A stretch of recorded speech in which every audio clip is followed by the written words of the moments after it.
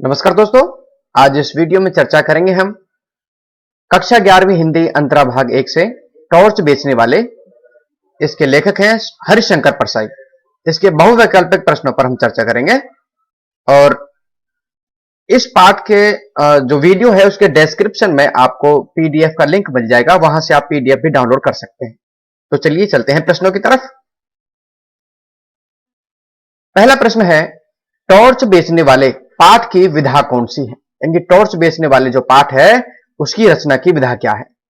ए निबंध, बी नाटक, सी कहानी, डी कविता। तो इसका सही उत्तर होगा ए निबंध। यह निबंध विधा का पाठ है। प्रश्न नंबर 2, 5 साल पहले दोस्तों के सामने सबसे बड़ा सवाल क्या था? नौकरी प्राप्त करना, पैसा पैदा करना, पेट कैसे भरें, बड़ा घर कैसे बनाएं। तो उन दोनों दोस्तों के बीच जो सवाल था सबसे बड़ा वो था पैसा पैदा करना। तो विकल्प बी सही है, पैसा पैदा करना। प्रश्न नंबर 3, यार इस सवाल के पैर जमीन में गहरे गड़े हैं, यह उखड़ेगा नहीं। इस कथन का क्या आशय है? ए, खूब कोशिश करने के बाद भी पैसा कमाने का कोई उपाय ना सूझना, बी, सवाल आसान था, सी, उन दोनों के पैर जमीन में गड़े हुए थे, डी, सवाल जमीन में गड़ा हुआ था। तो आपको ऐसे कुछ कथन वाले प्रश्न आएंगे आपके लिए जिनका आपको आशय बताना है। तो इसका जो आशय होगा वो विकल्प ए सही है, खूब कोशिश करने के बाद भी पैसा कमाने का कोई उपाय न सूझना। प्रश्न नंबर 4, हम दोनों ने उस सवाल की एक एक टांग पकड़ी और उसे हटाने की कोशिश करने लगे। इस कथन में सवाल की एक एक टांग पकड़ने से क्या आशय है? अब आपने कभी कभी सुना होगा कि लोग आपस में बात करते हुए कहते हैं, यार तू बड़ी टांग पकड़ता है, बाल की खाल खींचता है। तो यहां जो दोनों दोस्त थे वो सवाल को तोड़ने मरोड़ने में लगे थे कि इस सवाल का हल किस तरह से निकाला जाए। तो विकल्प देखेंगे, ए, सवाल की दोनों टांगों को अलग अलग पकड़कर खींचा गया, बी, अलग अलग तरह से समाधान ढूंढने का प्रयास किया गया, सी, दोनों अलग अलग दिशाओं में चले गए, डी, दोनों टांग पकड़कर वहीं बैठे थे। तो इसमें विकल्प बी सही है, अलग अलग तरह से समाधान ढूंढने का प्रयास किया गया। वो जो दोनों दोस्त थे अलग अलग तरह से समाधान ढूंढने की कोशिश कर रहे थे। ये इसका आशय है। प्रश्न नंबर 5, टॉर्च बेचने वाले पाठ के माध्यम से लेखक ने किस पर व्यंग्य किया है? लेखक ने स्वयं पर व्यंग्य किया है, टॉर्च बनाने वाली कंपनी पर, आडंबर और अंधविश्वास पर, डी, परिश्रम पर। इसमें विकल्प सही होगा सी, आडंबर और अंधविश्वास पर। इस पाठ के माध्यम से लेखक ने आडंबर और अंधविश्वासों पर व्यंग्य किया है कि लोग किस तरह से अंधविश्वास और आडंबरों के चक्कर में आके अपने लॉजिक का, अपनी बुद्धि का इस्तेमाल नहीं करते हैं। प्रश्न नंबर 6, टॉर्च बेचने वाला लोगों को अंधेरे का डर क्यों दिखाता है या डर दिखाने का क्या कारण था? आपने पाठ पढ़ा होगा तो उसमें बताते हैं कि जो टॉर्च बेचने वाला है वो तरह तरह से लोगों को डर दिखाता है। तो वो अंधेरे का डर क्यों दिखाता है?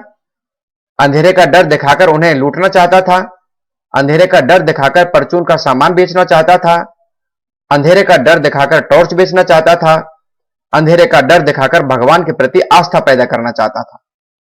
इसमें विकल्प सी सही है, अंधेरे का डर दिखाकर टॉर्च बेचना चाहता था। वो टॉर्च बेचने के लिए ही लोगों को इकट्ठा करता और तरह तरह से उनको अंधेरे का डर दिखाता।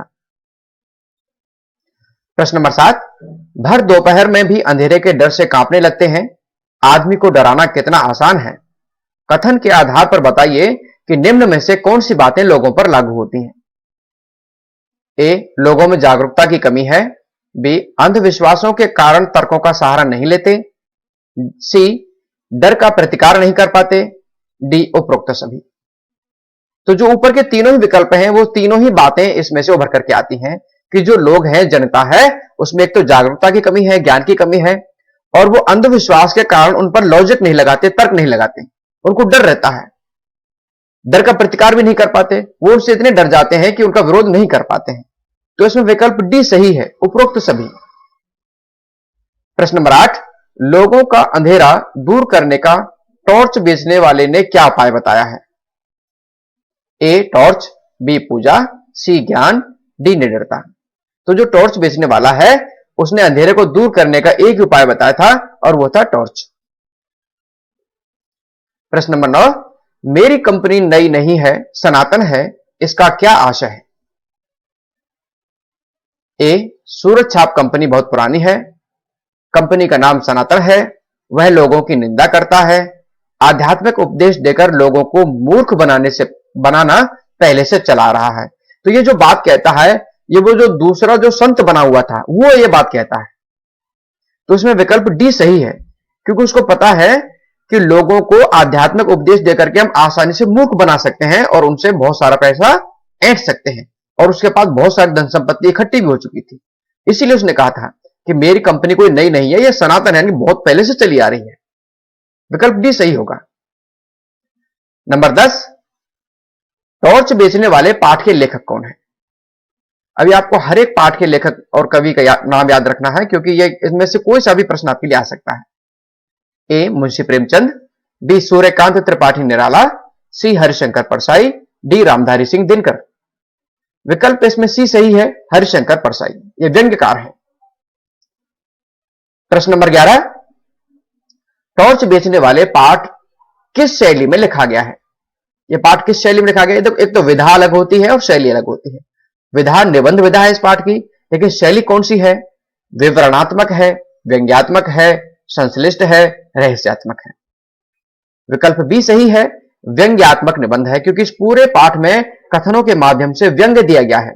किस पर व्यंग्य दिया गया है? आडंबर और अंधविश्वासों पर।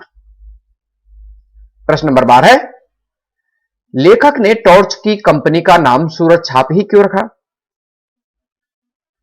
ये लेखक के बारे में कह रहे हैं कि लेखक ने सूरज छाप ही क्यों रखा, क्योंकि उस कंपनी का नाम, पुराना नाम सूरज छाप ही था। सूरज छाप नाम से टॉर्च ज्यादा बिकता है, प्रकाश फैलाने की समानता के कारण लोग डर जाते हैं।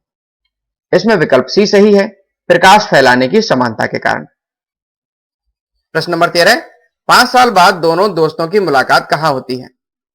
प्रवचन स्थल पर, घास के मैदान में, बड़े शॉपिंग मॉल में, टॉर्च बेचने वाली कंपनी में।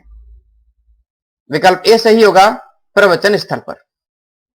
वो दोनों जब मिलते हैं तो एक जहां प्रवचन स्थल था उसके मंच पर वो संत बैठा हुआ है और वहां पर वो मिलते हैं।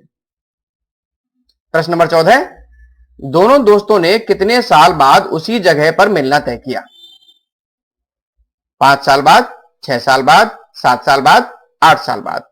उत्तर सही होगा 5 साल बाद, विकल्प ए।